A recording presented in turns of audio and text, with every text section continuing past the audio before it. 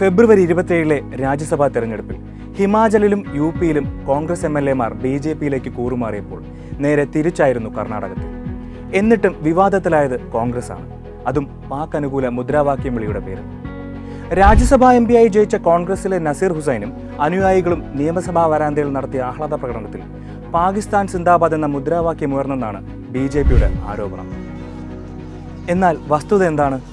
സയ്യിദ് നസീർ ഹുസൈനെ തോളിലേറ്റി വിധാൻ സൗദയുടെ കോറിഡോറിലൂടെ കടന്നു വന്ന ആൾക്കൂട്ടത്തിൽ നിന്നാണ് പാകിസ്ഥാൻ സിന്ദാബാദ് എന്ന മുദ്രാവാക്യത്തിന് സമാനമായ ശബ്ദം കന്നഡ ചാനലുകളുടെ ക്യാമറ ദൃശ്യങ്ങൾക്കൊപ്പം പുറത്തേക്ക് കേട്ടത്.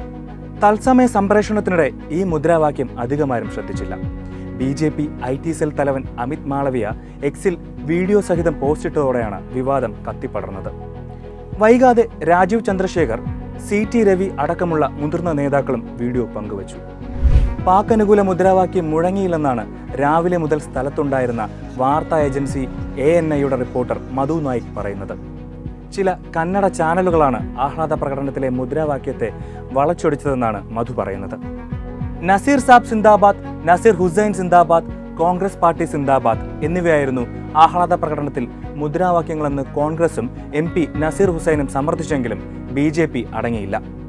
ബംഗളൂരു പോലീസ് സ്വമേധയാ കേസെടുക്കുകയും അന്വേഷണം ആരംഭിക്കുകയും ചെയ്തു. പാക് അനുകൂല മുദ്രാവാക്യമെങ്കിൽ കുറ്റക്കാർക്കെതിരെ നടപടിയെന്നും മുഖ്യമന്ത്രി സിദ്ധരാമയ്യ ഉറപ്പു നൽകി. ഉറപ്പിൽ വിശ്വാസമില്ലെന്ന് ബി.ജെ.പിയും. രാജ്യസഭാ തെരഞ്ഞെടുപ്പിൽ ബി.ജെ.പി. MLA കോൺഗ്രസിന് ക്രോസ് വോട്ട് ചെയ്ത നാണക്കേട് മറച്ചുപിടിക്കാനാണ് നുണ പറഞ്ഞ് ബി.ജെ.പി. കോലാഹലമുണ്ടാക്കുന്നതെന്നാണ് കോൺഗ്രസിന്റെ മറുപടി. നസീർ ഹുസൈൻ MP.യുടെ അനുഭാവിയായ ആളാണ് മുദ്രാവാക്യം വിളിച്ചതെന്നാണ് പോലീസിന്റെ കണ്ടെത്തൽ. ഹാവേരി ജില്ലയിൽ മുളക് വ്യാപാരിയായ ഒരാളെയാണ് പോലീസ് കസ്റ്റഡിയിലെടുത്തിരിക്കുന്നത്. ഇയാളുടെ ശബ്ദ സാമ്പിളുകൾ ശേഖരിച്ച് ഹൈദരാബാദിലെ ശാസ്ത്രീയ പരിശോധനാ ലാബിലേക്ക് അയച്ചിരിക്കുകയാണ്.